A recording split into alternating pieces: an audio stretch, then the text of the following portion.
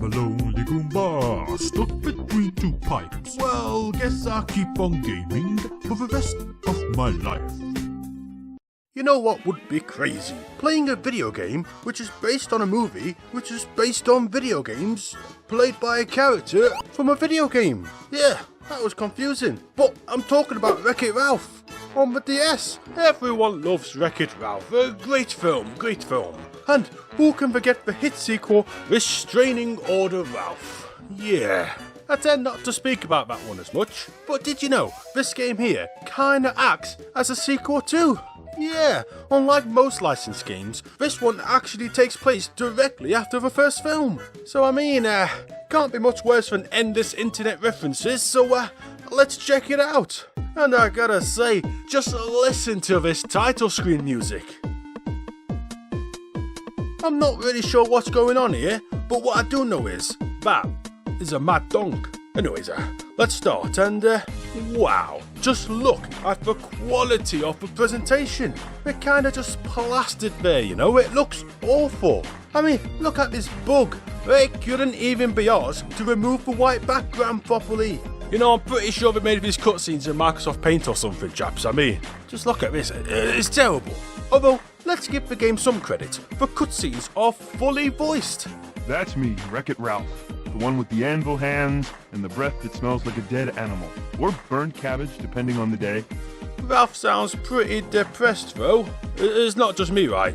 Even he knows he's in a crappy game. He also has a tendency to shout, I'm gonna wreck it! For no reason, mid-combo, regardless of context. You got Tourette's or something there, Ralph? I'm gonna wreck it! I mean, what does he mean by it exactly? I hope he's not talking about me. I don't want to be wrecked by Ralph. Well, at least take me out for dinner first.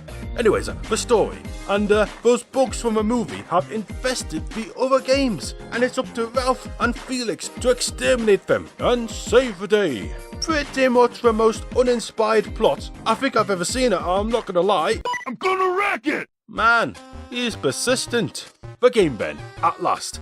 And the main thing here is, you can switch between playing as Ralph and Felix. And each character has their own little perks too. Like, Felix can double jump and fix things, and Ralph can push blocks and climb a ladder. Man, you can really tell they were struggling here. He has big hands, so only he can climb ladders. Did you hear that, people with normal sized hands? You're not welcome here anymore. Get lost. Go on, scram. Anyways, it looks like Ralph's home has been infested with bugs. Well, I say home, but he lives in a pile of bricks. What? Are you stupid or something? You got like a million bricks here. You do know what houses are made out of, right? Frickin' bricks, mate. What are you doing sleeping on a pile of bricks, Ralph? Come on, man, you stupid bastard. I gotta say though, I find it kind of funny how Ralph just punches the shit out of these bugs. Little bugs, big bugs, giant bugs. It makes no difference to Ralph, you're gonna get fisted. And with the size of his hands, it's gonna hurt. Trust me, I couldn't walk for days. Thing is though, right, we're like 3 levels in and the game is throwing in some pretty tricky platforming. I mean, take a look at this. You'd think you would be able to just dodge these things with simple timing, but nope. Seriously, this is a kid's game, right? You're making me jump on small moving platforms whilst dodging these blocks, which I can't even get past. See, the trick is, you gotta jump over them, but even then it doesn't really work out all that well. I don't know how they expect little 5-year-old Jimmy to be able to do this. But I guess we already got his parents' hard-earned cash, so who gives a shit about little Jimmy, eh? To hells with him. So after climbing a ladder, the level just randomly ends. You never quite know when the levels are going to end actually, it just sort of happens. Not that it really matters, because every stage looks the bleeding same anyway. And they have the same music. We're on level 4 now, just in case you was wondering. But you know, have you ever just been walking along, minding your own business, only for a gravity-defying killer wheelbarrow to come flying at you? I mean, that shit is scary. Evil bugs?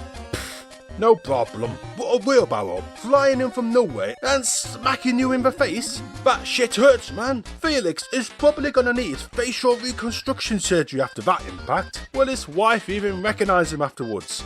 God damn it, man. Things were finally turning around for him too. So, we complete the world and it's time for the first boss. only you can't fight it yet. See, this game does have bosses, but in order to fight them, you have to finish every level on every world first. Kinda weird. Terrible pacing too. So yeah, I guess we'll just have to fight them all at the end in a row for some reason. Who would have thought Wreck-It Ralph on the DS, of all games, would be the one to try to break gaming conventions? On to World 2 then, and it's Hero's Duty. And we get another cutscene, and man, it looks even worse than last time. They didn't even try. It's funny though, we're well into the game now, but the game still has to remind us that only Ralph can climb ladders. Every single time. Every single ladder in the entire game. You expected to do some tricky platforming, no problem. But a ladder? Well, no one's going to be able to figure that one out without some help. Thanks for that game. Me and my inferior intellect would have been stuck there for months. The game even tries to slip in some puzzles here, such as pulling the lever at the right time to open the doors, and pulling the levers at the right time to open the doors, and pulling the levers at the right time to open the doors, and okay, that's about it, but still, oh boy, that door puzzle, pretty good, right? I mean, it just never gets old. I could have done that at least 3 more times, easy. So after some hardcore Meat Boy style wall jumping,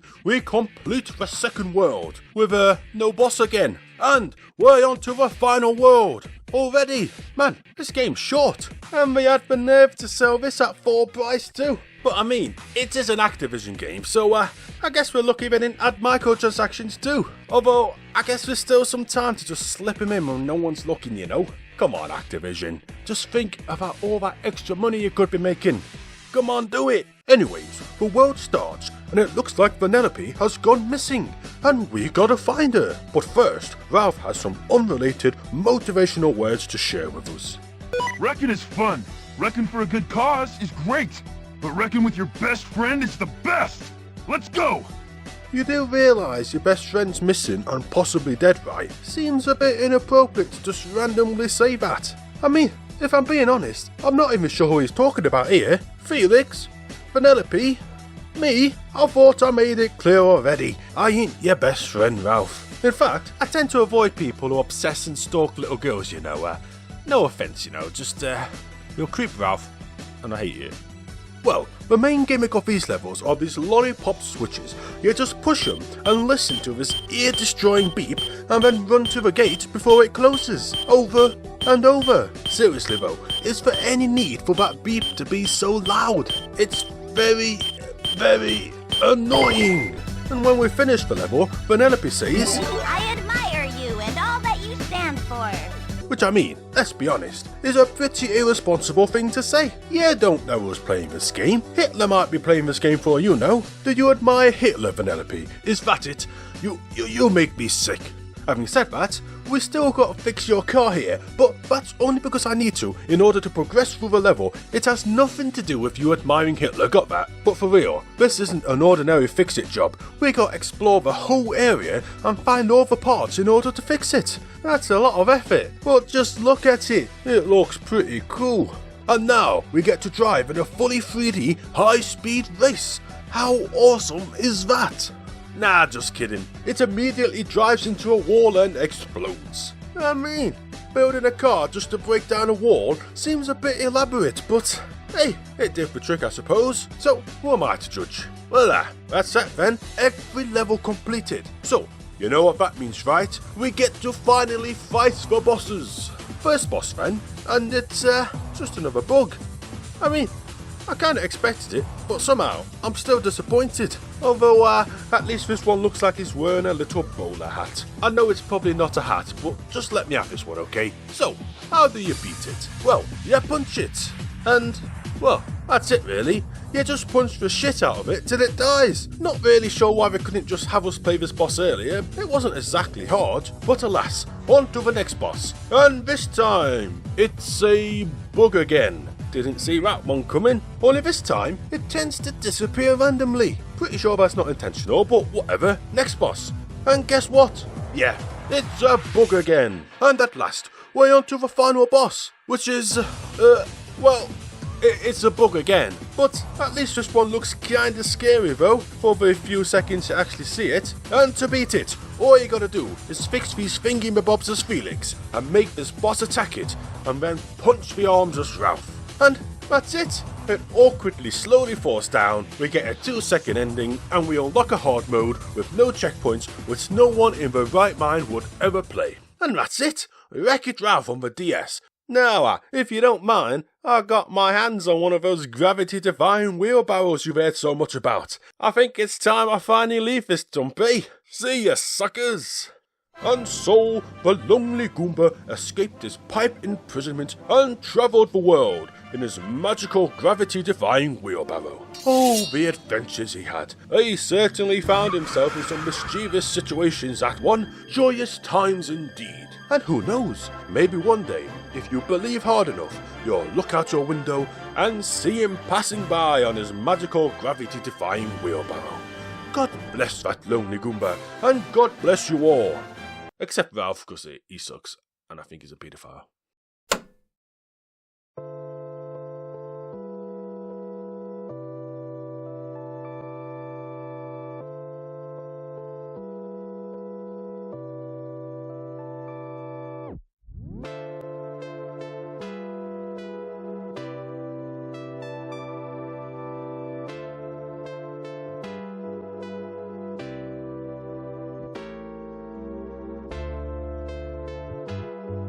And the patron of the week is Super Mario, which, not gonna lie, sounds like one of those cheap knockoff Mario toys. You know the ones. Yeah, there you go.